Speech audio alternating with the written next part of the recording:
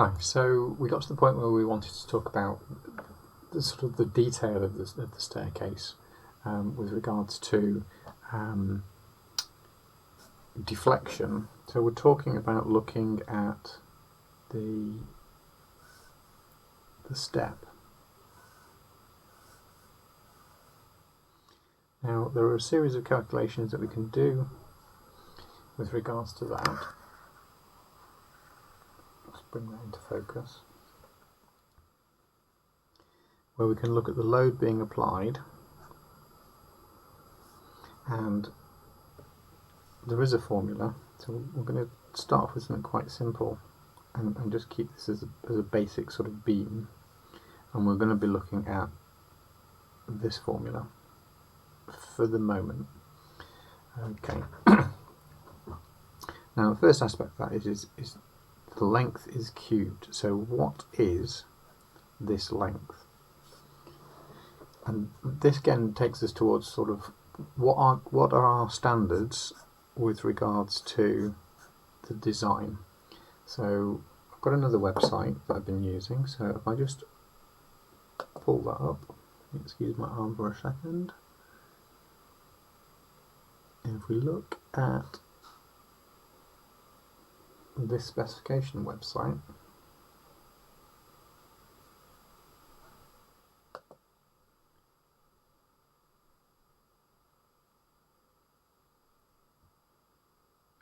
that seems to not be. There we go, got that working now. Scrolling through the specified by website, and I'll put a link in the Teams area, and it's quite a good website. It's got quite a lot of detail about different aspects of the design, and I found this diagram, and it talks about a stair width being not greater than 1.8 meters between the handrails. And that's quite wide, but it also said that entrance story of a dwelling flights with a minimum stair width of 900, and I sort of like that idea of a minimum of 900. So let me make a little note of that. 900 millimeter, that's 0.9 of a meter. I'll come back to that in a second.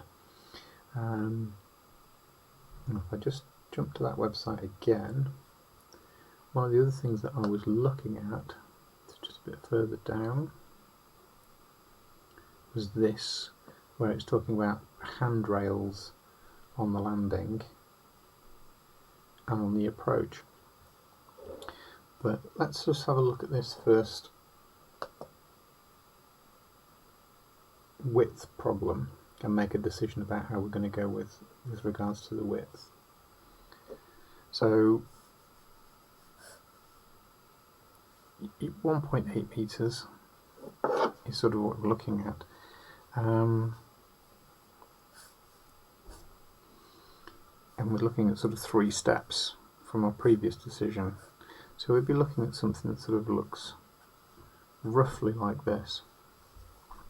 1.8 meters is a bit wide. I think for people, the people are wanting to sort of just leave the building, you've not got a flow of people going up and down, so half that would be fine.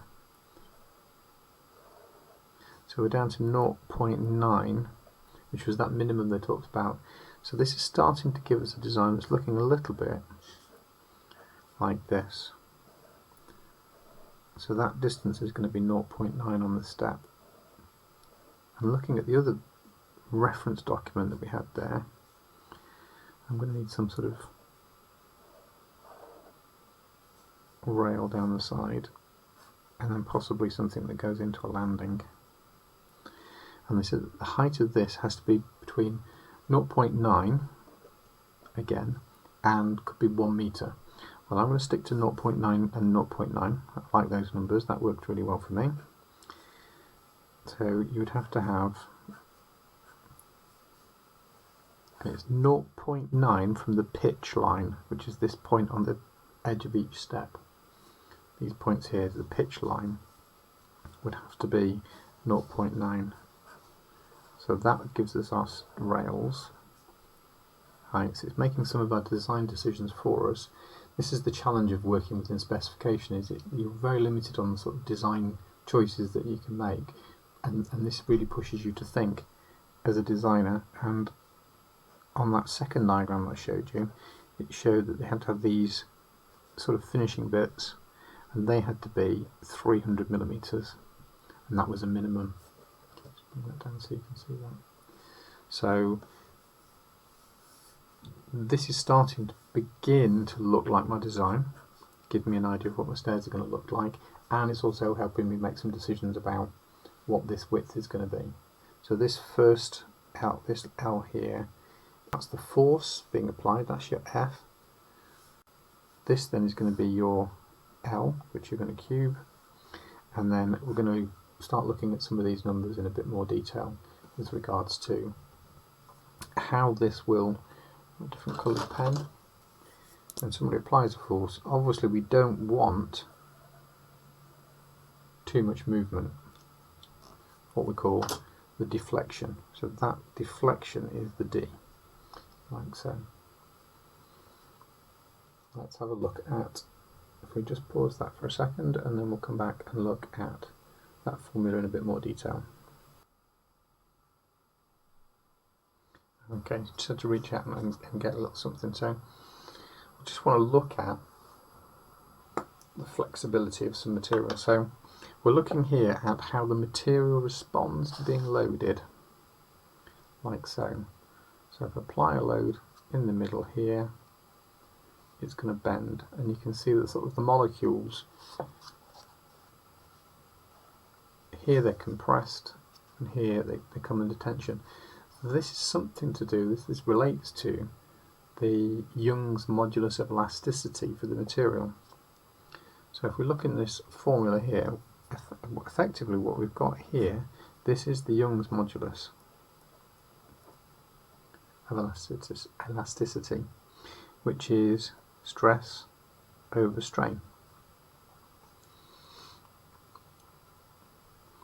This is a coefficient, it's a number that's calculated. There's some really complex maths that goes into this number, but basically this is the number that you use for a beam of this nature. If it's a cantilever, for example, you would get a different number here.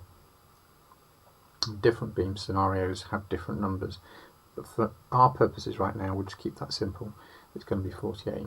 So we need the Young's modulus. So for example, if this is going to be, we could look at 2, aluminium, or we can look at steel, and we can get the numbers for those and work out how those two different materials are going to respond. So the choice of material is affected here, so I'm going to write that there, that's material. And the other number that's of real interest is this one. This is the inertia. And this is to do with the geometry, the shape. Because a ruler that way is quite flexible, but the same ruler tipped on its edge like that is stiff, and it won't bend.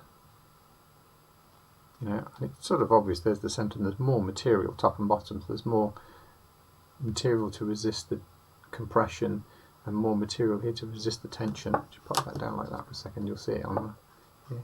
There's more material to resist that tension and compression, so it makes sense that it's stiffer in that orientation on its edge than it would be that way if somebody was applying a load to it.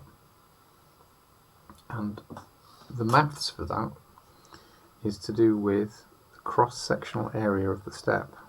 So if you imagine this is your step, well, this is the front of the step and this is the back of the step. Remember, we were looking at something that was going to be 250 millimeters in that direction, and the question is, what's that thickness going to be there?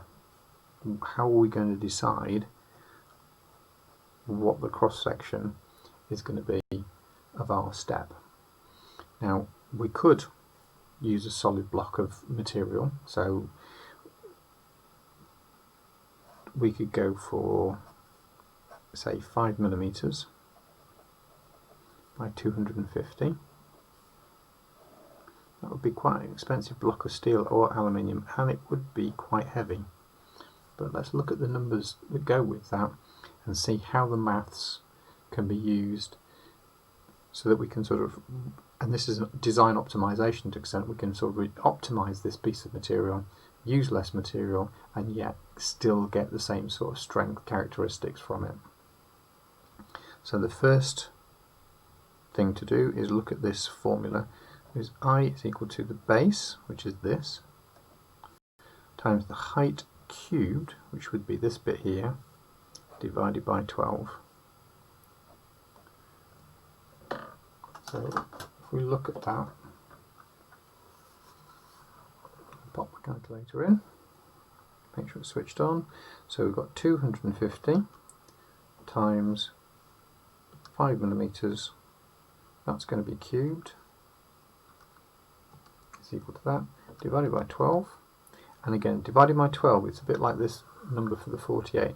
There's a lot of calculus that goes into working these numbers out, and it's something as an engineering student at this level, it's something you would perhaps do at university, but we don't really need to do that. We do just need to understand how the formula works.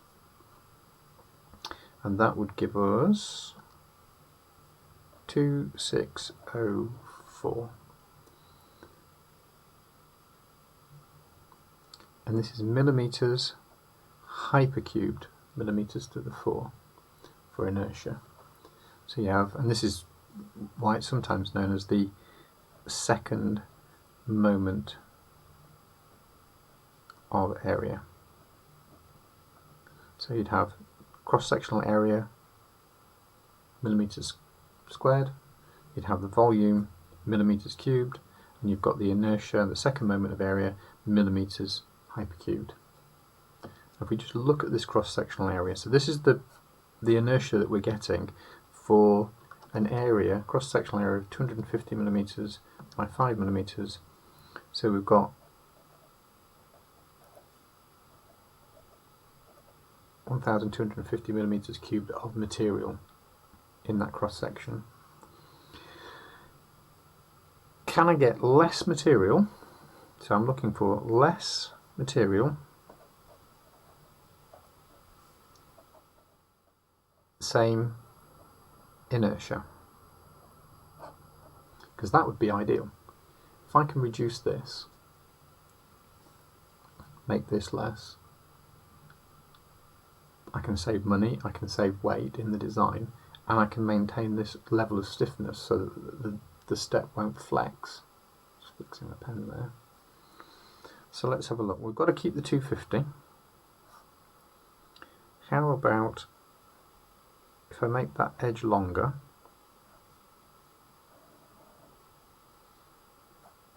So we'll keep this as 250, but we'll use a sheet of material and we'll fold it like so. So imagine it goes up in that direction like that. And I'm interested in that. Now, we'll say 2 millimeters of thickness here and here, and of course through there. So that gives me a cross-sectional area. We'll make that depth 10 millimeters, and we'll see how that affects the inertia. We're going to have to do a little bit of subtraction because we've got this sort of area here that we need to get rid of because we're not using that material now, so we'd have to pay for it. So what would we have? We'd have a cross-sectional area of 250 by 10 minus, that's 2 millimeters, so it's going to be 248 in that direction, minus the 4 in that direction, sorry, 246 in that direction, times 8 millimeters in that direction. So let's have a quick look on that. 2500 minus 246 times 8. So we've got 532 millimeters squared. Just let me check something. So it's less than half. So from here to here, we've got less than half the material. So there's quite a good cost saving there. There's quite a sort of good economy of scale, reducing the amount of material that we can use. So we've optimized that. That's good. But does that give us the same sort of strength? So we have to do this inertia calculation again. So let's look at our numbers again. We're going to have to take one away from the other. So we end up with the outer. So we had 250 times 10 to the cubed divided by 12. And I'm going to take away this inner area, the orange space. We've got the numbers here. 246 times 8 cubed divided by 12. And remember, our goal is that number there. So let's have a look. 250 times 10 to the 3. Divide that by 12. So we've got 2833.3. We'll leave that. We're going to take away 246 times 8 cubed. Divide that by 12. 10,496.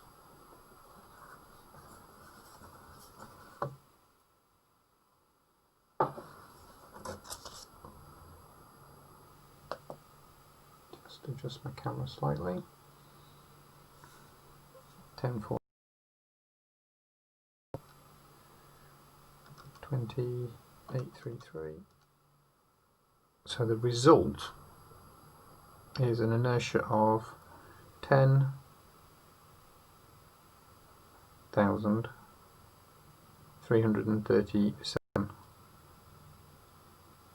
So in fact we've gone from 2,600 to 10,000.